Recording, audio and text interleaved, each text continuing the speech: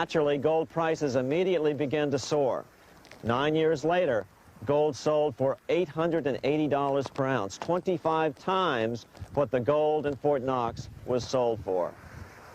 One would think that eventually someone in the government would get wind of what was happening and blow the whistle. The largest fortune in the history of the world stolen. Shades of the old James Bond film, Goldfinger. Well, as a matter of fact, Ian Fleming, the author of the James Bond series, was head of the British counterintelligence service, MI5.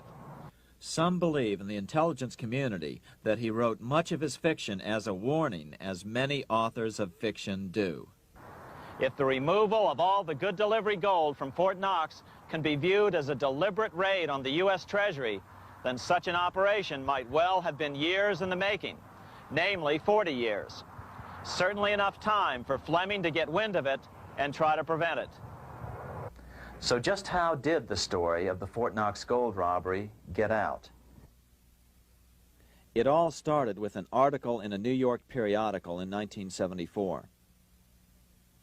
The article charged that the Rockefeller family was manipulating the Federal Reserve to sell off Fort Knox gold at bargain basement prices to anonymous European speculators. 3 days later, the anonymous source of the story, Louise Auchincloss Boyer, mysteriously fell to her death from the window of her 10th floor apartment in New York. How would Mrs. Boyer have known of the Rockefeller connection to the Fort Knox gold heist? She was the longtime secretary of Nelson Rockefeller. For the next 14 years, this man, Ed Durrell, a wealthy Ohio industrialist, devoted himself to a quest for the truth concerning the Fort Knox gold. He wrote thousands of letters to over 1,000 government and banking officials, trying to find out how much gold was really left and where the rest of it had gone. Edith Roosevelt, the granddaughter of President Teddy Roosevelt, questioned the actions of the government in a March 1975 edition of the New Hampshire Sunday News. Allegations of missing gold from our Fort Knox vaults are being widely discussed in European financial circles.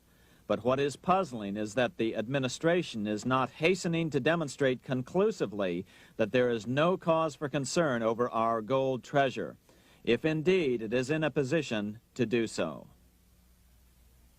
Unfortunately, Ed Durrell never did accomplish his primary goal, a full audit of the gold reserves in Fort Knox.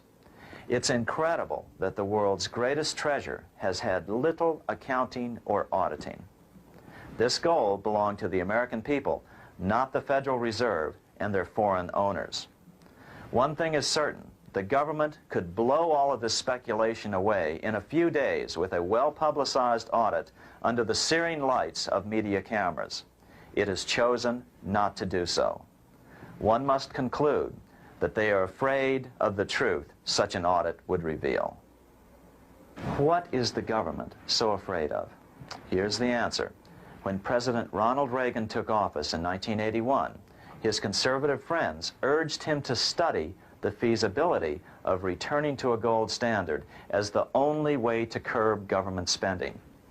It sounded like a reasonable alternative, so President Reagan appointed a group of men called the Gold Commission to study the situation and report back to Congress. What Reagan's Gold Commission reported back to Congress in 1982 was the following shocking revelation concerning gold. The U.S. Treasury owned no gold at all. All the gold that was left in Fort Knox was now owned by the Federal Reserve, a group of private bankers, as collateral against the national debt. The truth of the matter is that never before has so much money been stolen from the hands of the general public and put into the hands of a small group of private investors, the money changers.